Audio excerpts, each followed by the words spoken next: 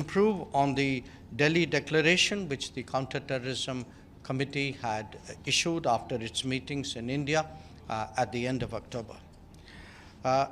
I would also like to inform you that today's meeting was preceded by a minute of silence in the memory of all victims of terrorism, and we also condoled the loss of life of the Irish peacekeeper yesterday in Lebanon, and prayed for the early recovery of the peacekeepers who were injured. At the meeting today, I think the nurse Anjali Kulte, who shared her experiences of the 26/11 Mumbai attack, made a particularly vivid impact because her account of what she went through, the memories, the trauma, I think that clearly moved a lot of the council members. I think some of you may be familiar with her story. So she's actually known as a mother of 20 children because it was her presence of mind which was responsible for securing a lot of expectant mothers who were awaiting delivery at that point of time.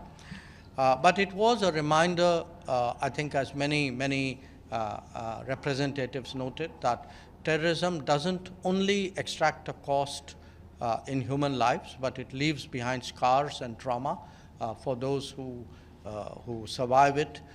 And so I think it's a reminder to us really of why it's so important to fight it. I'm particularly pleased to share with all of you that we have today agreed on a PRST on counter-terrorism. This reaffirms that terrorism in all its forms and manifestations constitutes one of the most serious threats to international peace and security. Any acts of terrorism are criminal and unjustifiable regardless of the motivation, whenever, wherever, and by whomsoever they are committed. We remain determined to contribute further to the effectiveness of the overall fight of the international community and the UN on this matter. I will, after this interaction, be proceeding to a monthly luncheon, which we normally do with the Secretary General, Security Council members. This, incidentally, is themed, the lunch itself is themed on the International Year of Millets 2023, which we have been promoting next year. So I hope to familiarize council members more with the virtues of millet. We will later in the day be launching a group of friends for accountability for crimes against peacekeepers. This was during our August 2021 presidency. The Security Council, by Resolution 2589, had called for ensuring accountability in this regard. So this will be taking that initiative forward. And we hope definitely that along with India, others like Bangladesh, Egypt, France, Morocco, and Nepal will serve as co-chairs of this initiative. I, of course, while addressing you today at the conclusion of my visit, this is also the last month of our current membership of the Security Council. During this 8th innings of ours, we have attempted to bring many themes of contemporary relevance like maritime security, technology in UN peacekeeping, reforms of the UN, and counterterrorism to the center of the agenda and of the debate in the UN. We have also sought to be the voice of the global South on many issues of concern. We have tried to not only articulate their interests and anxieties, but also try to see whether we could serve as a bridging role in the Council. So I take this opportunity to thank all of you with whom I have met from time to time during these last 2 years, to thank all my fellow members of the Council. It's been a pleasure working with them. And finally, I'm glad to inform you that we have declared our candidature for our next tenure at the Council for 2028-29, and we look forward to being back. Thank you. Sorry. Oh, yeah. Hi, and this is Mariam Ramadi, Afghanistan International. India has raised concern about terrorism in the region, especially from Afghanistan under the Taliban regime. Are you worried that the Taliban is actually helping or supporting terrorist group, especially Al-Qaeda in Afghanistan? Well, after the Taliban takeover of Kabul, this council had met and expressed the concerns of the international community in regard to Afghanistan as a whole through a council resolution. And I think that remains very much the sentiment and the outlook of the international community. One of the key expectations there is that Afghanistan will not again serve as a base for terrorism against other countries. And we expect whoever has authority in Afghanistan to respect and honor that commitment.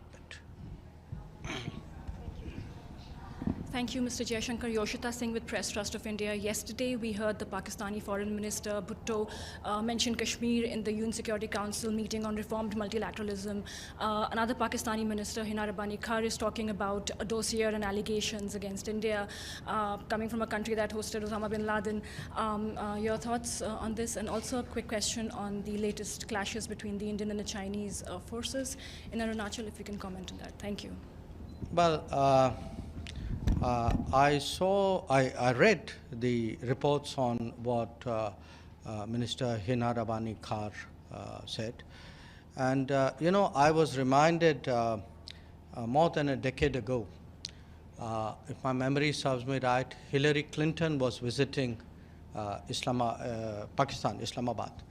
And Hina Rabbani Kar was a minister at that time. And I think standing next to her, Hillary Clinton actually said that if you have, I'm giving you the sense, it's not an exact quote, that if you have snakes in your backyard, you can't expect them to bite only your neighbors. Eventually, they will bite the people who keep them in the backyard. But as you know, Pakistan is not great on taking good advice, and you see what's happening there. In terms of what they are saying, look, the truth is, everybody, the world today sees them as the epicenter of terrorism. Now, I know we've been through 2.5 years of COVID, and a lot of us have brain fog as a result. But I assure you, the world has not forgotten, where does terrorism, who has their fingerprints over a lot of activities in the region and beyond the region.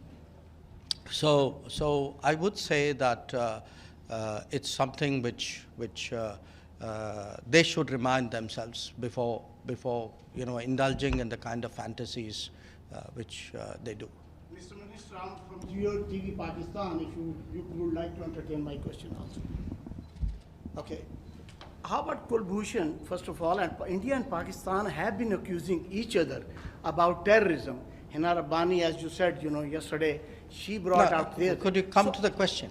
My question is, how long South Asia is going to see this terrorism disseminating from New Delhi, Kabul, and Pakistan? How long they are going to be at war, number one? And secondly, how about the UN Security Council resolutions on Kashmir? Does India abide by it or not? Thank you. You're asking the wrong minister when you say how long will we do this, because it is the ministers of Pakistan who will tell you how long Pakistan intends to practice terrorism. So look, at the end of the day, the world is not stupid, the world is not forgetful, and the world does increasingly call out countries and organizations and people who indulge in terrorism. And by taking that debate elsewhere, you're not going to hide it. You're not going to confuse anybody anymore. People have figured it out. So my advice is, please clean up your act. Please try to be a good neighbor. Please try and contribute to what the rest of the world is trying to do today, which is economic growth, progress, development. So I hope through your channel that message goes through. Shall I finish? Thank you. Mr. Minister, second part of my question.